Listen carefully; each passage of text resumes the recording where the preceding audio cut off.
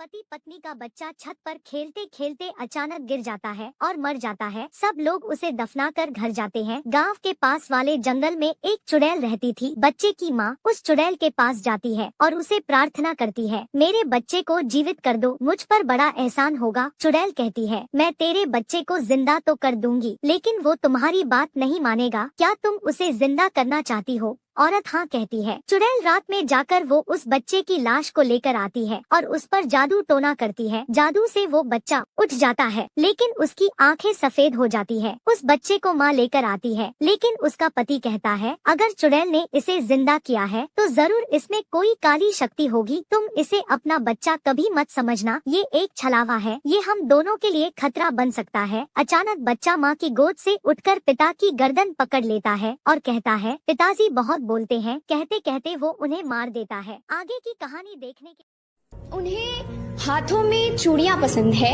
और मैं घड़ी पहनती हूँ। उन्हें सर पर रखी चुन्नी पसंद है, मैं टोपी पहनती हूँ। उन्हें गले में रेशम की माला पसंद है, मैं मेडल पहनती हूँ।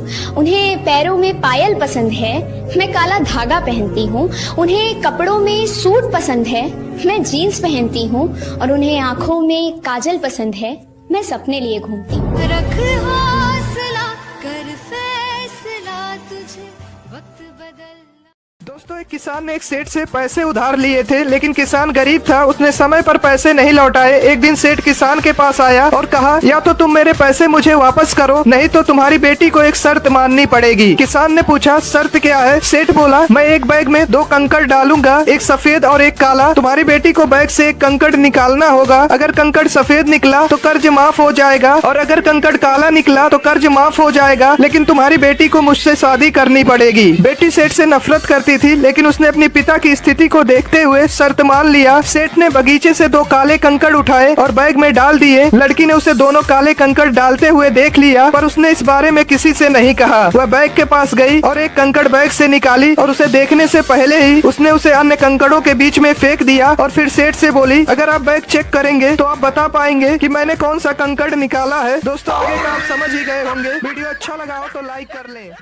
एक सेठ जरूरतमंदों की हमेशा मदद करता था। एक दिन अचानक किसी कारण सेठ का देहांत हो गया। सेठ की अर्थी को उसके परिवार वाले शमशान लेकर जा रहे थे, तभी एक आदमी ने उस अर्थी का एक पैर पकड़ लिया और बोला, मरने वाले इस सेठ ने मुझसे 2 लाख रुपए कर्ज लिए थे, इसलिए पहले मेरे पैसे दो, फिर मैं इसके अर्थी को शमशान ले जाने दूंगा। तमाम लोग यह तमाशा देख रहे थे। तभी सेठ के दोनों बेटों ने कहा, हम तुम्हारा कर्ज नहीं देंगे, पिताजी का कर्जा पिताजी जाने। सेठ की अर्थी को रुके हुए बहुत देर हो चुकी थी। तभी यह बात सेठ के बेटी तक पहुंच गई। उसकी बेटी भागी भागी अपने पिता के अर्थी के पास आई और उसके पास जितने भी पैसे और गहने थी सब आदमी के सामने रख दी और बोली, तुम यह सब रख लो और इनके अर्थी को जाने दो। आदमी बोला, बेटी यह सब अपने पास रखो, दरअसल मैं यहाँ 2 लाख रुपए लेने नहीं बल्कि 2 लाख रुपए देने आया हूँ, जो मैंने सेठ जी से 2 साल पहले उधार लिए थे। मैंने यह सब नाटक इसलिए किया ताकि यह पैसा उस व्यक्ति को मिले जो सेठ जी को वास्तव में प्यार करता था।